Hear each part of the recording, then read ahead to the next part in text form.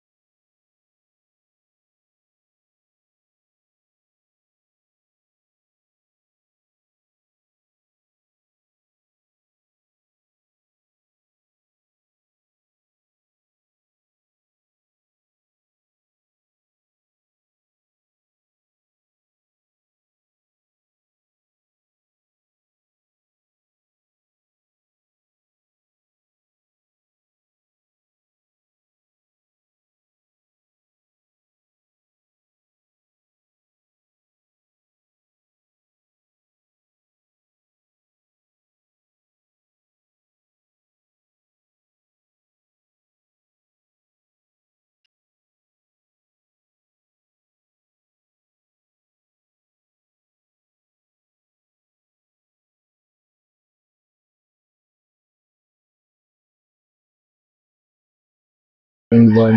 Tanungin nyo yung, alin dyan yung nanalo mo. Ito, sir, baka pwedeng makakuha ng line yan. Kaysa magsubok pa sila ng ibang doon na talaga sa mga Saka dapat, nakapokus doon sa hindi yung gaya-gaya lang yung pag-iibon. Saka hindi biro ang ibon, parang ka rin nagapakalit. Nagapakalit. Mabigat din. Sobrang, yun. Saka, tiyaga. Talagang kasi pag may trabaho, mahirap kalaban. Mahirap kalaban ng time sa pag-iibon, lalo na pag derby race. Pag hindi mo naasikaso. Oo.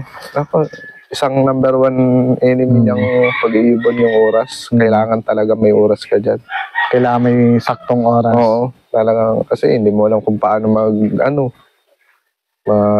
pag yung training o kaya mag-luplay. Oo. Kailangan na work mo pag nag-work ka ng alas 7 tapos uwi ka na ng hapon yun. Kaya medyo kailangan mo rin yung misis mo suporta. Isa pa rin na best yun talaga kaya sobrang sobrang tuwa ko rin sa misis ko dahil nakasuporta din siya. Sa pag-iibon. Talagang wala siyang mas magaan ng panalo Talagang minsan nga pag ayun, boss, anong advice mo sa mga newbie or papasok sa larangan ng pag-iibon? Advice ko lang sa mga bagong mag-iibon, talagang focus talaga sa pag-iibon, hindi man yung bago ka lang ay gaya-gaya lang, pero dapat talaga ipukusan natin yung pag-iibon. Kasi pag hindi ka focus sa pag-iibon, wala din magiging resulta. Rin ang useless din. Parang gaya-gaya mo lang talaga yung kailangan sa newbie. Ipukusan natin, alagaan talaga ng ayos. Tapos sa training talaga, kailangan talaga doon ka talaga sa training bumawi. Kasi pag ang ibon mo hindi mo natitraining talaga ng ayos, wala din. Useless din. Katulad sa pag-loop-to-loop. Lumabang kang loop-to-loop, walang training ibon mo. Yung isa bugbog sa training sa iyo. Sigurado talo ka Kailangan talaga din sa karera din, training ka talaga ng push ka talaga. Focus ka talaga sa pag-training. Kaya yun talaga, kahit newbie ka, talagang ka talaga, masipag ka talaga sa pag-training pala. Kayo ka ba sa mga magkakalapati or newbie na hindi pa nananalo or gustong pasukin yung paglarangan ng kalapati? Kung lang po yung kung papasok sila ay alam naman ng lahat, kailangan talagang budget.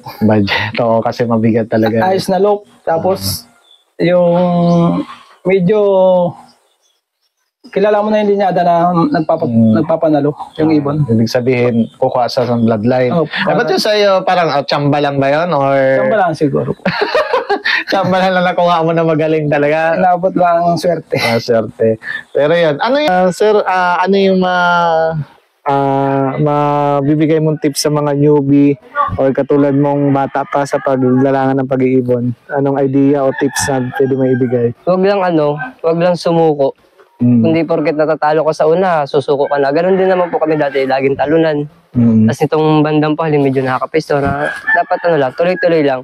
Wag lang sumuko. Wag lang sumuko. Saka gawin lang yung best para sa alaga. Gawin yung nararapat. Sinong... Okay na? Ayan, anong ma-advise mo? Kasi nga, parang newbie ka pa rin sa larangan ng pag-iibon.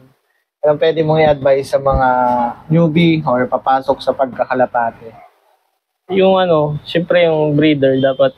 Maganda. Kasi maganda yung line. Kasi hindi ka nakakabahan may ka na agad. Parang meron ka ng initial na possible umuwi talaga yung ibon. May percent na talagang nasa bloodline, no?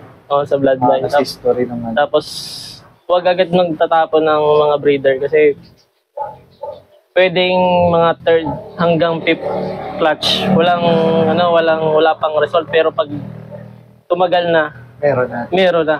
Parang lang. Na-experience mo ba yan? Oo, sir. Na-experience ko nung nakaraan. May mga line, yung tulad nung magulang nitong aking Port Overall. Nung 2023, the tatlong south, wala akong napala doon. Walang umuwi. Pero ngayong Nag-okay na. Oo, okay na siya. Pero nandyan yan. Yung breeder ko siya, pinahiram ko. Yun, kanina yung dumaan kanina. Doon mo napahiram. Pinahiram ko muna. Ayan. Yan ba, anong may shoutout? Sir, anong advice mo sa mga newbie or mga hindi pa nananalo or gustong pumasok sa larangan ng pag-iibon? Manalo din. Huwag lang susuko. Huwag na susuko. Tuloy ang laban. Anong masasabi mo? Simple lang kasi yung loop mo. Wala sa loop yun, di ba? Wala sa loop sa pag-aalaga lang din talaga. Basta hindi mo magkasakit. Ayos yan. Mabalik yan. Ang tanong kung kailan mabalik. Kung kailan mabalik. Depende sa system. Yung akin nga, isang taon bago bumalik, hagis ng Katiglan Nung nakaraan daw. Bumalik. First lap ng Katiglan ngayon abangan niya nung umuwi Hindi nagulat ka? Oo, akala ko yun na nga Ibig sabihin pagdating, lap winner na. Lap winner na to. Anong kulay? Hindi, second drop ko yun. Akala ko yun Ay, kakulay. Ay, wala. Hindi pala. Walang sticker. Ay, iba pala. Oo. Ayan. Nung nag-ibon ka, sir, anong